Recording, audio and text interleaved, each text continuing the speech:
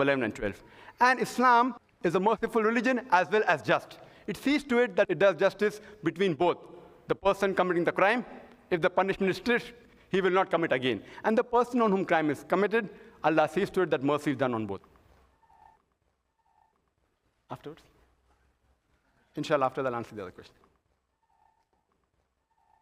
Reverend Taylor actually has to go and pick up his mother from the station, so I'm going to actually ask him to come and answer. He's got loads of questions. He won't have time to answer them, perhaps more than 2 or 3. And then I'd like to thank him very much for coming and helping us at this meeting. Thank you indeed, Reverend.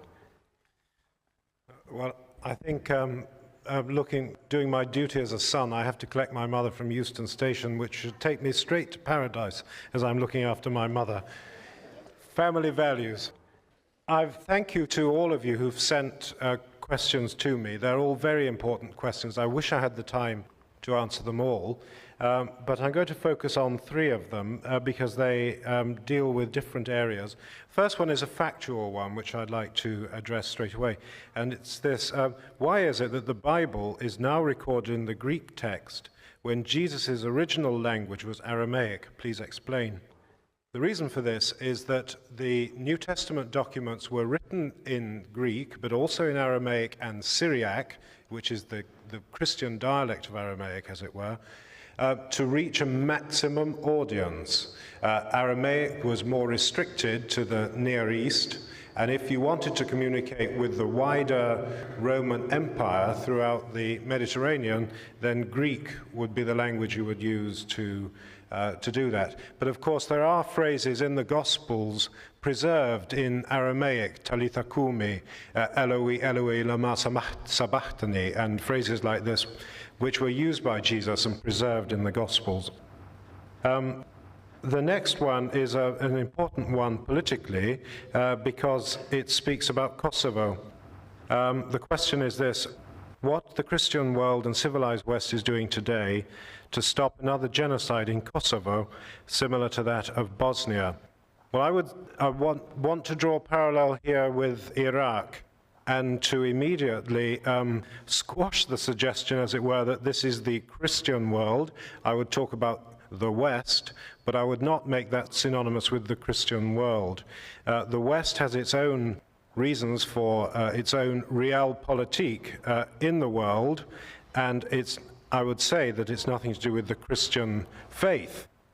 For example, the people of Iraq, both Muslim and Christian, are continuing to suffer under the United Nations sanctions, which are kept there, I believe, by the will of the West. That's nothing to do with Christian faith, because there you have the example of both Christian and Muslim Iraqis suffering under the same regime. So I'd like to dispel this myth that the West is Christian, first of all. And in Kosovo, that's a basic question which is addressed by the Christian faith in its appeal to basic human rights for believers, whether they're Albanians in Kosovo or Bosnians and so on. And I agree that the West and the United Nations in general needs to take a much stronger line in protecting the ethnic Albanians within Kosovo, in giving them their human rights and dignity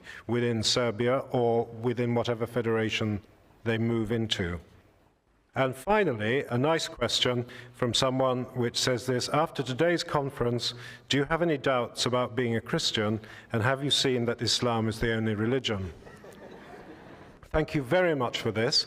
I was and always am impressed with the level of knowledge of faith within the Muslim community. And as always, my contact with Islam continues to make me admire that faith, Islam, and its adherents.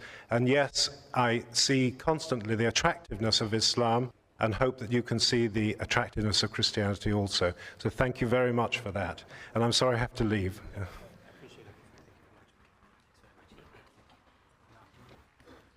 Thank you. Just to let you know what's happening for the rest of the evening, I'm going to ask Dr. Naik to speak for 10 minutes.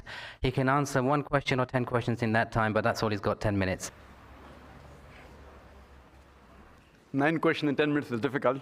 I'll try my level best, inshallah. Is it okay for a husband to demand respect from his wife in Islam? Yes. But the Quran says, as I said in my talk in Surah Baqarah, chapter 2, verse 187, Hunna libasul lakum, wa antum libasul lahunna. That they are your garments and you are your garments. Wives are the garments of husbands, and the husbands are the garments of the wives. In the same way, even the husband should respect the feeling and emotions of the wife. It's both. Both should respect each other.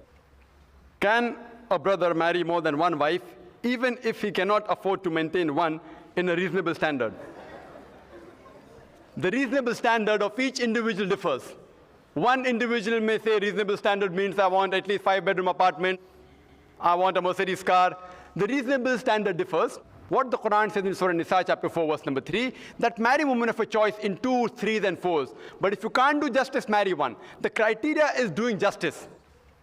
If you have one Mercedes car, and if you feel the requirement is marry one more, sell the Mercedes car and buy 2 Toyota cars and give each wife one. Sell the 5-bedroom apartment and get 2-bedroom apartments and give each wife one, or keep both the wives in 5-bedroom apartment. The criteria is equal justice.